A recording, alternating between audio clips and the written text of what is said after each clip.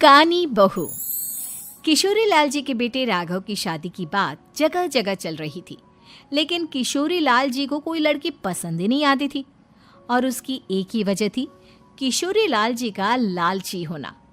उनको लड़की वालों से मोटा दहेज चाहिए था और इसी चक्कर में एक दिन वो एक बहुत पैसे वाले के घर अपने बेटे का रिश्ता लेकर पहुंचे। उस आदमी का नाम था ओम प्रकाश। देखिए किशोरी लाल जी, मेरी एक ही बेटी है और मेरी सारी संपत्ति जायदाद सब कुछ मेरी बेटी नैना का ही है। पापा, नाम से लगता है बहुत खूबसूरत होगी। कितना अच्छा नाम है ना, नैना। ओ, वैसे बात तो सही है आपकी। अब इतना पैसा है, जमीन जायदाद है, इकलौती बेटी, आप भी क्या करेंगे? सब कुछ उसे ही देंगे ना। बिल्कुल ठीक पहचाना आपने। बस बेटी की शादी और सारी जायदाद उसके नाम। पापा, बिना देखे हाँ कर दीजिए ना। इतना अच्छा रिश्ता फिर कहाँ मिलेगा? माला माल हो जाएंगे हम। मैं अपनी बेटी को बुलाता हूँ। अरे नहीं नहीं नहीं नहीं, आपकी बेटी का नाम नैना है, सुनकर ही लगता है बहुत सुंदर होगी। रहने दीजिए अंकल, मैं तो आपकी बेटी के नाम से ही इतना खुश हो गया हूँ कि उसे बिना देखे शादी करने को तैयार हूँ। अब तो मैं उसका चेहरा सीधे शादी के बाद ही देखूंगा। और इस तरह राघव नैना का चेहरा नहीं देखता और उससे शादी कर लेता है। शादी के बाद अपनी सुहाग रात पर जब राघव नैना का घूंघट उठाकर देखता है तो नैना की आंखें बंद थी। कितनी खूबसूरत हो तुम नैना, जरा अपनी आंखें खोलकर मेरी तरफ देखो तो सही। नहीं, मुझे शर्म आती है। अरे, मैंने तुम्हें शादी से पहले भी नहीं देखा, और अब अगर तुम आंखें खोलकर मुझे देखोगी भी नहीं तो मुझे अच्छा कैसे लगेगा? इससे पहले कि नैना अपनी आंखें खोलकर राघव की तरफ देखती, अचानक से लाइट चली गई और राघव नैना को पूरी तरह से देख भी नहीं पाया। अगली सुबह नैना राघव के लिए नाश्ता बनाकर लेकर आई। अरे ये क्या, आधा पराठा सीका हुआ है और आधा बिल्कुल कच्चा। ये तुमने क्या किया नैना? बहू, तुमने क्या आधा पराठा तवे से नीचे लटका कर रखा था, जो आधा सिका है और आधा कच्चा? मुझे जितना दिखेगा उतना ही तो सीखूंगी ना पापा जी। जहाँ जहाँ मुझे नजर आ रहा था वहाँ मैंने सीख लिया, जहाँ जहाँ नहीं दिखा वहाँ कच्चा रह गया होगा। इसका क्या मतलब है? ये कैसा मजाक कर रही है तुम? अरे बहू, तुमने इतना लंबा घूंघट क्यों लगाया हुआ है? देखो, हमारे घर में बहुओं को बेटी की तरह रखा जाता है, और फिर तुम तो इतना सारा माल लेकर आई हो। देखो, ये घूंघट डालकर रखने की कोई ज़रूरत नहीं है। हाँ नैना, पापा जी ठीक कह रहे हैं, तुम तो आराम से रहो, अपना ही घर समझो। नैना अचानक से अपना घूंघट उठा लेती है। अरे ये क्या पापा, नैना की तो एक आंख फूटी हुई है। नाम से नैना, लेकिन ये तो कानी बहू निकली।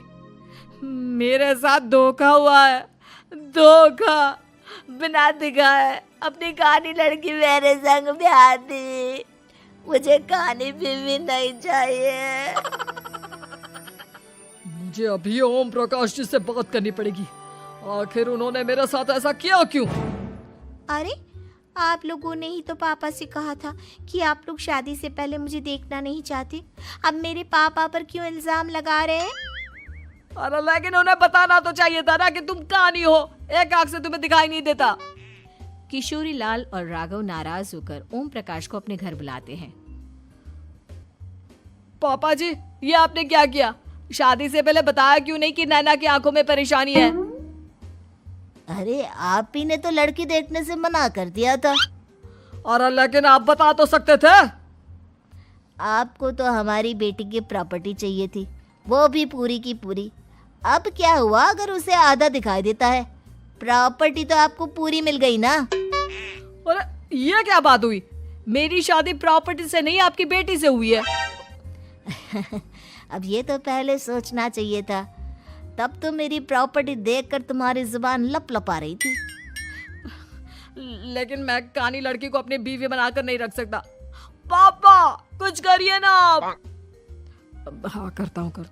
देखिए ओम प्रकाश जी, आप हमारे साथ ऐसा नहीं कर सकते। और तुम देखो, अगर तुमने मेरी बेटी से शादी तोड़ी ना, तो जो भी प्रॉपर्टी मैंने तुम्हें दी है वो तो पूरी की पूरी वापस ले ही लूँगा, और आधी प्रॉपर्टी तुम्हारी भी लूँगा। अरे मेरी आधी प्रॉपर्टी भला क्यों लेंगे आप?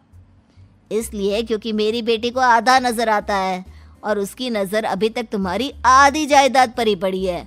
अब तुम उसे घर से निकालोगे तो कुछ तो लेकर जाएगी ना।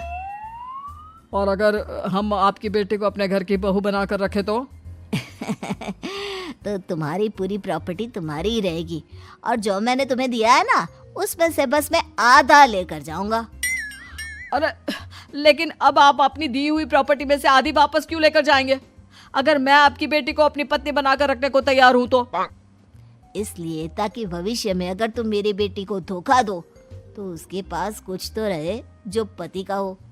वैसे मेरे पास तो बहुत कुछ है, लेकिन अपने पति की कोई निशानी तो उसके पास होनी चाहिए ना।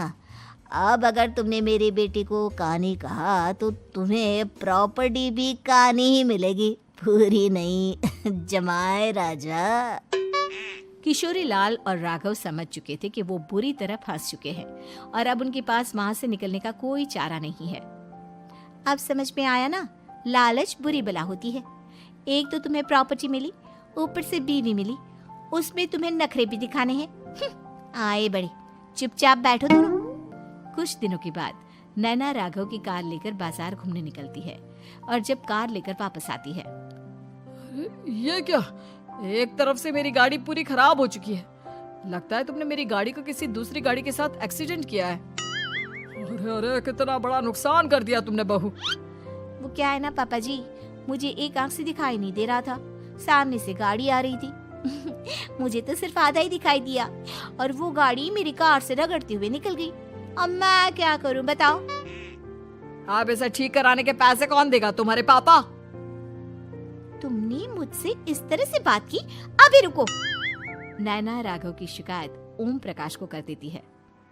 देखो राघव, अब जो मेरी आधी प्रॉपर्टी तुम्हारे पास थी ना, उसमें से आधी और मैं लेकर जाऊंगा, क्योंकि तुमने मेरी बेटी को डांटा। अरे नहीं नहीं पापा जी, गलती हो गई, माफ कर दो। गलती की तो कोई गुंजाइश ही नहीं। अगली बार मेरी बेटी को डांटा तो बची हुई आधी में से आधी और ले जाऊंगा। लालच के चक्कर में हम दोनों ने बहुत बड़ी गलती कर दी बेटा। एक तो तुम्हें कानी बहू मिली और ऊपर से जो माल मिला वो भी काना। इस तरह राघव की हर एक गलती पर ओम प्रकाश उसकी प्रॉपर्टी का आधा आधा हिस्सा लेकर अपना सारा माल वापस ले गया और राघव को कानी बीवी से काम चलाना पड़ा। भाई लालच वाकई में बुरी बला है।